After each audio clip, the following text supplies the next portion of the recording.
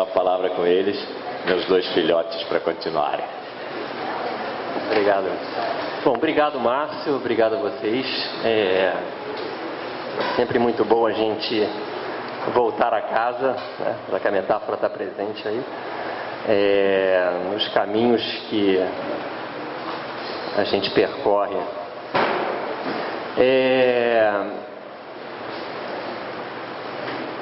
A minha questão, assim, meus questionamentos há muito tempo têm sido fundamentalmente marcados pelo pensamento de Martin Heidegger. E eu vivo e convivo bastante plenamente uma ambiguidade, eu diria, uma luta, né, um conflito mesmo, na aceitação, na rejeição e na crítica do pensamento de Heidegger. Quer dizer, eu tento dialogar com o pensamento de Heidegger a partir, fundamentalmente, dos ensinamentos do Márcio, né? E o que eu vou tentar fazer aqui agora, quer dizer, que eu vou apresentar para vocês fundamentalmente, vai ser um primeiro apanhado das questões que me interessam e que a meu ver, merecem problematização no pensamento de Heidegger, terminando justamente com essa reflexão mais específica que eu chamei de transcendentalidade e mundanidade, né? Heidegger é conhecido justamente pelo seu pensamento sobre a técnica, né? Toda a crítica, o que ele chama de essência da técnica moderna, toda a análise que ele faz da modernidade como essa disponibilização infinita de tudo o que existe para a técnica, né? Mas esse pensamento do Heidegger é fundamentalmente o seu segundo pensamento, por assim dizer, um segundo momento do seu pensamento. Tem todo um pensamento sobre a técnica em Heidegger, que está no seu primeiro momento, antes dos anos 30, em que justamente ele vai pensar a técnica como um constituinte básico do que nós somos, né? Nós aí entendidos como aqueles que pensam ou que têm acesso à questão do ser, né? Ele não vai chamar de seres humanos, pelo menos não diretamente, não em alguns textos, vai chamar de seres aí, né, de ser aí, Dasein. E a questão da técnica, então, em Heidegger, tem esses dois grandes momentos, né? O primeiro momento, que é pensar a técnica como algo que nos constitui fundamental e estruturalmente, e pensar a técnica como um destino, né, um modo de estar na realidade que constitui ou que determina o que seja a modernidade. Eu encontro, a meu ver, grandes riquezas e grandes problemas nessas duas conceituações. Fundamentalmente a questão da análise que Heidegger faz do que ele chama de destino do ser na modernidade, como sendo essa disponibilização infinita de tudo o que existe pela técnica, a meu ver, tem que ser repensada e tem que ser criticada, né? É o que eu tento fazer no meu trabalho, de várias maneiras. Até porque, como ele mesmo propõe nos seus primeiros trabalhos, nós somos constituídos pela técnica, né? O outro elemento que eu acho fundamental no pensamento de Heidegger, eu estou aqui passando rapidamente as questões que me interessam em Heidegger, o panorama das questões com quem eu tenho trabalhado, é a questão da ciência.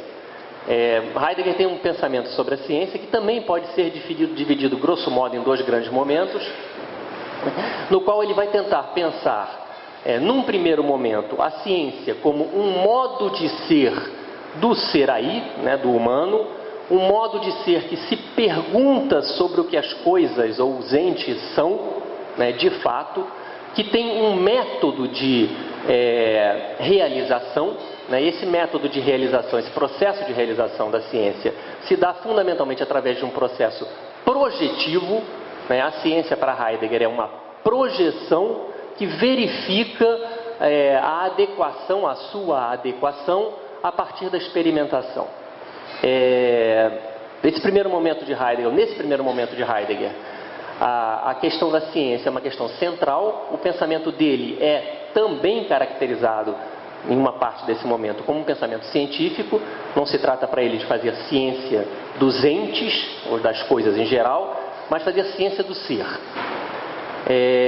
Nesse primeiro momento do pensamento heideggeriano, a ciência não é pensada, ou não é analisada, digamos, negativamente, vou botar uma aspas no negativamente, ela é pensada fundamentalmente como um modo de estar na realidade e de se perguntar sobre o que a realidade é.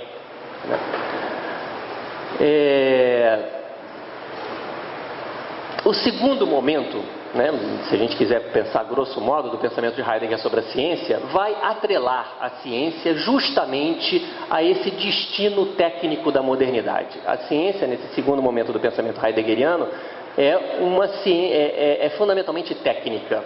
Ela serve fundamentalmente para controle e disponibilização de tudo o que existe. Eu encontro vários problemas nessa análise que Heidegger apresenta, que eu também discuto, questiono, tento problematizar. Não tenho essa visão, de certo modo, critico essa visão, de certo modo, avassaladora de Heidegger, como apresentando a modernidade como sendo justamente essa disponibilização infinita da realidade através da técnica. Quer dizer, o Márcio sabe, a minha briga, o meu questionamento e minha crítica da questão heideggeriana colocada dessa maneira. Enfim, essas duas questões da ciência e da técnica, eu vejo em Heidegger elementos fundamentais para se pensar a realidade, o que nós somos, o nosso momento, mas num processo, para mim, sempre de apropriação crítica, digamos assim, do que ele propõe. Um outro elemento que eu queria chamar a atenção, antes de entrar propriamente no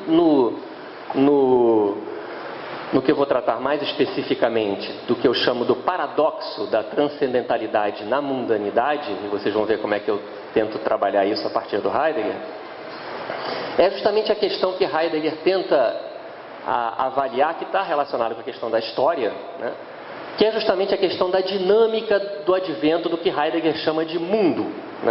Mundo entendido para Heidegger como essa configuração de afazeres e sentido que constituem uma determinada comunidade.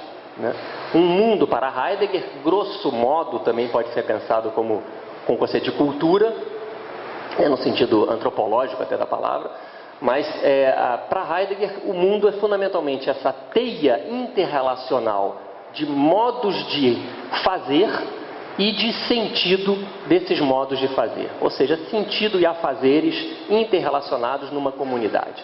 Isso é um mundo para Heidegger. E a questão, uma das questões centrais para Heidegger é justamente pensar como se dá a dinâmica de advento de novos mundos, como os mundos acontecem.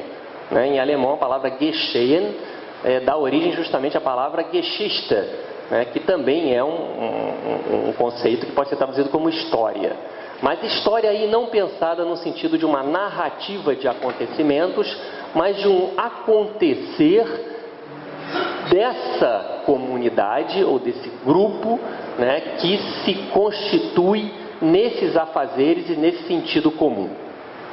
Heidegger se pergunta sobre isso, como se dá a história, como se dá esse acontecer. A resposta que ele vai dar fundamentalmente, num primeiro momento, é que ela se dá fundamentalmente através do que ele chama de decisão do ser aí, decisão do humano. O humano, o ser aí, tomando consciência da sua finitude e da possibilidade que ele lançado nesse mundo no qual ele nasceu. O mundo no qual nós nascemos é apenas uma possibilidade de existência que nós herdamos, sem propriamente questionar essa herança. A partir do momento em que se dá conta, ou que se daria conta, de que o mundo no qual eu nasci é apenas uma possibilidade e não a única possibilidade, eu posso de algum modo me encaminhar na minha existência para um outro modo de estar na realidade. Isso para Heidegger é que faria a dinâmica do acontecimento dos mundos, num primeiro momento. Num segundo momento, essa dinâmica se dá fundamentalmente pelo que ele chama de destino do ser, ou de envio do ser, em que a dinâmica, de certo modo, se dá pelo sentido do ser que a cada momento se coloca, ou se colocou, essa é que é a questão, ao longo da metafísica, ou seja, ao longo do processo de desdobramento do questionamento filosófico. E aí tem uma grande questão que, sem dúvida nenhuma, eu herdei dos questionamentos do Márcio, que é justamente pensar a força de constituição ou o vigor de constituição do nosso mundo apenas, no caso heideggeriano, ou fundamentalmente no caso heideggeriano, como sendo marcado pela filosofia. A leitura da história em Heidegger é fundamentalmente uma leitura calcada nos desdobramentos do processo filosófico, dos questionamentos filosóficos, que a cada momento da história, a cada época, é o termo que ele vai usar, a cada época respondem ao que é o ser e direcionam ou encaminham o mundo naquela direção. Há, a meu ver, aí para usar uma palavra pesada, uma espécie de reducionismo filosófico do acontecer da história, uma centralidade na filosofia e, sem dúvida nenhuma, na Grécia, que eu particularmente questiono e tento matizar e ampliar, problematizando essa visão, de certo modo, bastante rígida de que no Ocidente o que faz história é a filosofia. Bom, e dito isso, o ponto que eu quero chamar a atenção aqui, que eu acho que a questão que estava me chamando a atenção há algum tempo e ainda, mas que de certo modo eu tenho a impressão, para mim, pelo menos temporariamente, de ter chegado a alguma posição, é justamente o desafio que me colocou a leitura do Ser e Tempo. Como vocês sabem, Ser e Tempo é o grande livro de Heidegger. É um livro que foi escrito nos anos 20, fundamentalmente 26, provavelmente, 27.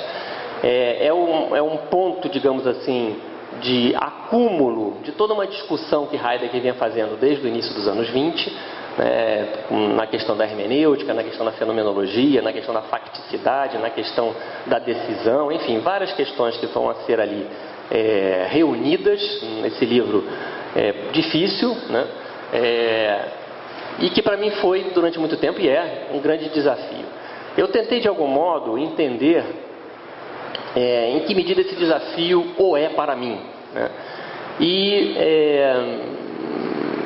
encontrando vários problemas na sua leitura e na crítica ou na confrontação com a leitura do texto, eu preparei essa discussão, que é justamente a questão da transcendentalidade da mundanidade, como sendo para mim o ponto central problemático de Ser e Tempo. Ser e Tempo é fundamentalmente uma tentativa, ou um caminho, como vai dizer Heidegger, de tematizar explicitamente o ser. A questão do ser, que para Heidegger teria sido esquecida desde a sua aurora grega e que teria se perdido em pseudo-questões, ao longo da história da filosofia, é algo que Heidegger vai tentar retomar de um modo a descartar ou destruir, não descartar, a palavra está errada, destruir num sentido produtivo, não no sentido de eliminação, todo um acúmulo de questões que para ele entulham a problemática do ser. Ele vai tentar repensar ou recolocar a questão sobre o ser. O que é ser, fundamentalmente. Como é que ele vai fazer isso? O projeto de Ser e Tempo é marcado justamente por um ponto de partida. Esse ponto de partida é justamente o ente que pensa ser. Esse ente que pensa ser é o Dasein, é o ser aí, é o homem. A questão heideggeriana é pensar o ser, pelo menos nesse momento do pensamento de Heidegger, através ou por meio do ente que nós mesmos somos, que pensa o ser, ou que compreende o ser. E o compreende de um modo, vamos colocar entre aspas, natural.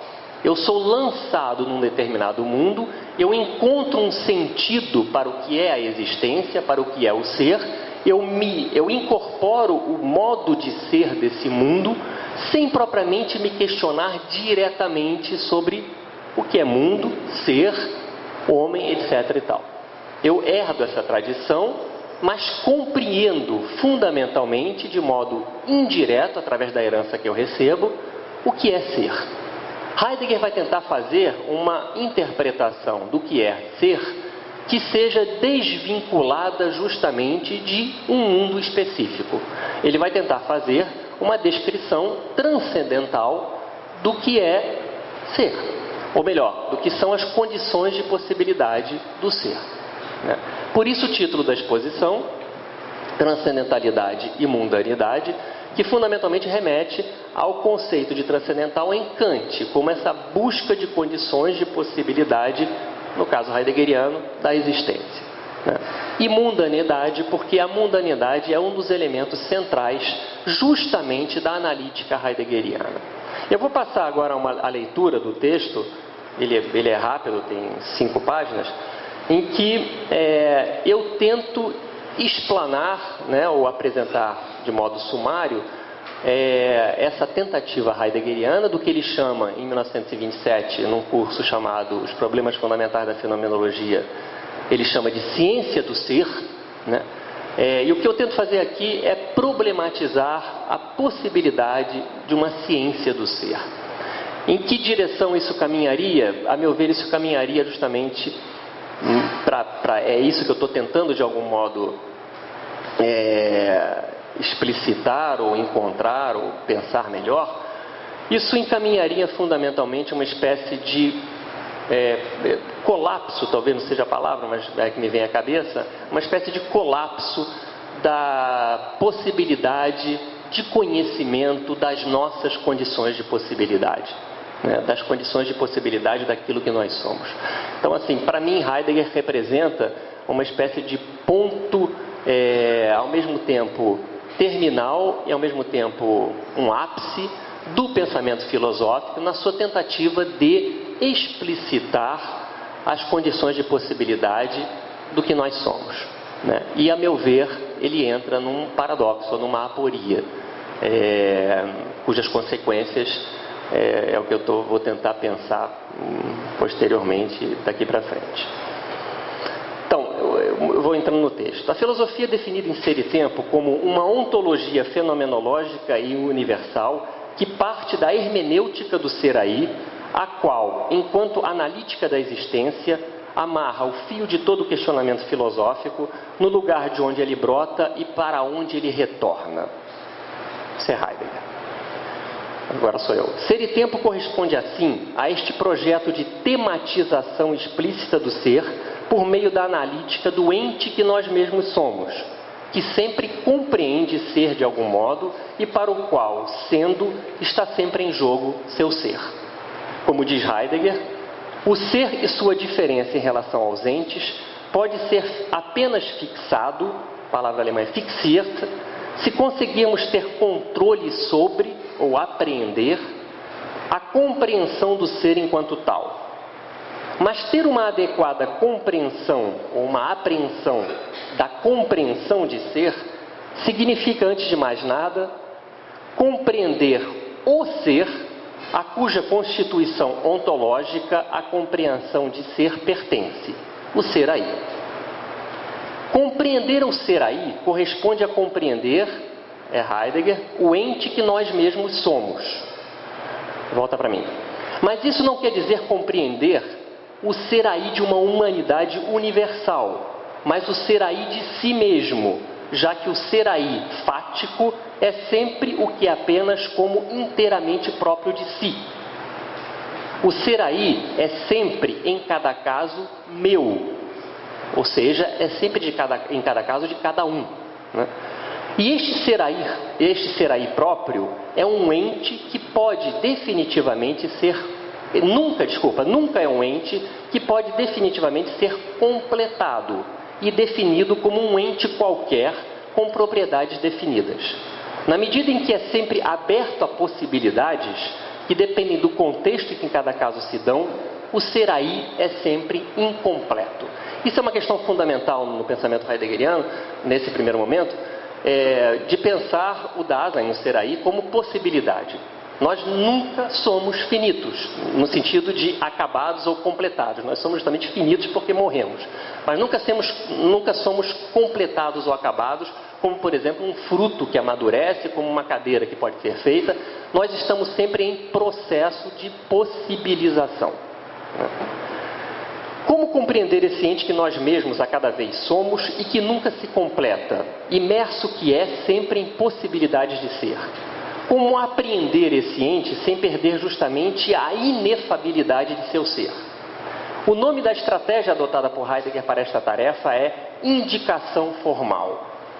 Não há como capturar conceitualmente esse ente em seu ser sem justamente perder o seu modo de ser, mas haveria, segundo Heidegger, como indicar formalmente o que está em jogo no ser deste ente que sempre, a cada vez, está aberto a possibilidades e é sempre especificamente meu. Neste sentido, a ontologia fundamental tem seu ponto de partida na indicação do conceito formal de existência e de propriedade, como determinações básicas do ser aí. Existência está relacionado fundamentalmente com o conceito de possibilidade. Propriedade está fundamentalmente relacionado com o conceito de ser sempre meu. Sou sempre eu que estou em jogo no questionamento que eu faço do que sou. Existência. Cito Heidegger. O ser aí é um ente que, na compreensão de seu ser, com ele se relaciona e comporta. Propriedade. O ser aí é o ente que sempre eu mesmo sou. Este é o ponto de partida central da analítica, é ele que constitui a aposta ou o desafio que Heidegger se coloca. É a partir desse ponto de partida, desta indicação formal, que Heidegger se dirige ao modo como o ser aí se mostra, primeiramente, e na maioria das vezes, em sua cotidianidade mediana. É a partir daí que o Heidegger vai tentar extrair o que ele chama de estruturas existenciais fundamentais do Dasein, do ser aí. A analítica existencial se apresenta assim como uma reinterpretação, à luz dos conceitos de existência e propriedade, da cotidianidade mediana e da interpretação que esta tem do ser aí. Mas não apenas. A projeção dos conceitos de existência e propriedade sobre a cotidianidade mediana se faz por intermédio do conceito central de ser no mundo, que é apresentado como a constituição ontológica do ser aí. É em sua interpretação, segundo Heidegger, que repousa a possibilidade de compreensão a priori dos conceitos anteriores. E, portanto, é nela, na compreensão justamente, na interpretação justamente do conceito de ser no mundo, que se encontra o ponto de partida devido da analítica. Ou seja, o conceito de ser no mundo ele é absolutamente fundamental para Heidegger e central. Assim como os conceitos de existência e de propriedade, o conceito de ser no mundo é um conceito a partir do qual Heidegger projeta, a sua posição para tentar daí extrair ou obter o que seria a constituição fundamental do ser aí. Essa ideia da projeção é justamente a ideia que Heidegger tem de toda e qualquer ciência. Toda e qualquer ciência funciona na base dessa projeção que vai tentar colher aquilo que ela projetou. Assim, com base na constituição ontológica designada como ser no mundo, projeta Heidegger sobre a cotidianidade mediana as caracterizações de existência e propriedade. Esta projeção é o movimento central e fundamental de Ser e Tempo. Todo o seu desdobramento dela decorre. A obtenção do conceito de cuidado ou cura como o ser do ser aí. O desenvolvimento de um conceito ontológico e existencial da totalidade e do fim, o ser para a morte. A elaboração do modo como se dá a existencialidade autêntica a partir dos conceitos de consciência, culpa ou débito, a palavra Schuld em alemão dessas duas leituras, e decisão. E, por fim, o atingimento da temporalidade como sentido ontológico do cuidado e o horizonte transcendental para a questão do ser. O problema que se coloca é, evidentemente, da comprovação possível desse ponto de partida e, consequente paulatinamente, de todo o desdobramento ulterior da analítica. O que se obtém com esses resultados? Que tipo de conhecimento é esse que Ser e Tempo pode proporcionar? Em que medida ele se diferencia de outro tipo de conhecimento, notadamente o positivamente científico. Qual o seu modo de comprovação? Neste sentido, Heidegger tecerá, ao longo de seu tempo, considerações metodológicas a respeito do procedimento dessa projeção inicial. Mas é fundamentalmente no parágrafo 63 que o caráter metodológico da analítica existencial será posto à prova, diante dos resultados obtidos. Ali, de fato, Heidegger se pergunta se o que foi pressuposto na analítica tem um caráter de um projeto compreensivo que, cito Heidegger, deixa aquilo a ser interpretado colocar-se a si mesmo em palavras pela primeira vez, de tal modo que ele decida, a partir de si mesmo, se a entidade que ele é tem a constituição de ser para a qual ele no projeto se abriu de modo formal indicativo. Em outras palavras, a comprovação possível da analítica existencial se apresenta na necessidade de responder ao que o Heidegger propõe, ao que o Heidegger indica, numa resposta que só pode ser dada na medida em que o ente que é ali interpretado é sempre meu, por mim. O desafio está lançado para aquele que se pergunta sobre seu ser, de responder à interpretação de Heidegger, colocando-se de modo radical na posição que ele indica, qual seja a de não pensar o ser aí como algo dado, um ente entre outros entes. Ele vai criticar o conceito de animal racional, por exemplo, como sendo justamente uma entificação daquele ente que não tem completude, que não pode ser nominado como todo e qualquer ente. Aceitar o desafio de Heidegger é pensar a filosofia, cito Heidegger, não como uma ocupação artificial que apenas acompanha a vida e lida com universais, de um tipo ou de outro, e que arbitrariamente põe princípios, mas como um conhecimento que questiona e que, nesse questionar, busca trazer à apreensão a vida fática em termos de suas possibilidades decisivas, sem dar atenção ao que ele vai criticar nesse momento bastante permanentemente, o que ele chama de visões de mundo. Trata-se de pensar o questionamento radical como um modo possível de comportamento do ser aí que questiona, de modo permanente, os modos possíveis de comportamento. Trata-se de uma decisão que a cada vez tem de ser tomada, retomada, a palavra em alemão é wiederholung, repetida. Na medida em que, conforme diz Heidegger em Os Problemas Fundamentais da Fenomenologia, mesmo o ato básico da constituição da ontologia, da filosofia, da objetivação do ser, a projeção do ser sobre o horizonte de sua compreensibilidade, corre sempre o risco de ser revertido, já que esta objetivação deve necessariamente se mover numa projeção diretiva que corre contra o comportamento cotidiano em relação aos entes. O que Heidegger fundamentalmente está dizendo aqui é que é preciso, para pensar as condições de possibilidade do que nós somos, ou seja, as condições de possibilidade do ser e o ser enquanto tal, é preciso de algum modo sair do mundo no qual nós fomos, que ele vai falar, fomos lançados. É preciso transcender, mas nós já transcendemos sempre, mas é preciso se desvencilhar de algum modo da herança recebida para poder pensar essa herança como herança e não incorporada ao que nós já somos. Vejam que é um desafio absolutamente paradoxal, né? E ele vai dizer que o método fenomenológico, se uma tal coisa pudesse existir, não pode nunca se tornar uma técnica filosófica.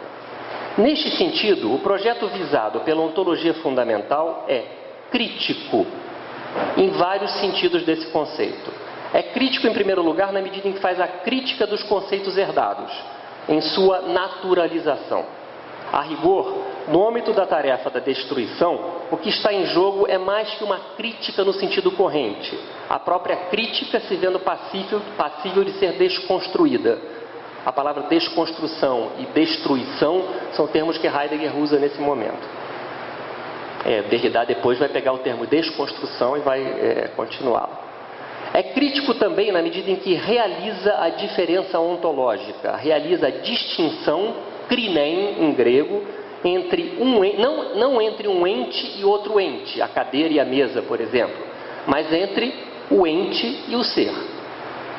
E enfim, ele é crítico na medida em que ele é uma decisão que se decide pelo questionamento radical. Como ciência crítica que realiza a diferença ontológica, a ontologia é também ciência transcendental. Ao realizar a distinção entre ser e entes, e ao selecionar o ser como tema, ultrapassamos, diz Heidegger, o domínio dos entes. Nós o transcendemos. A ciência do ser é assim apresentada, nos problemas fundamentais da fenomenologia, como ciência transcendental, num gesto que não quer simplesmente retomar inalterado o conceito de transcendental em Kant, mas quer ir além.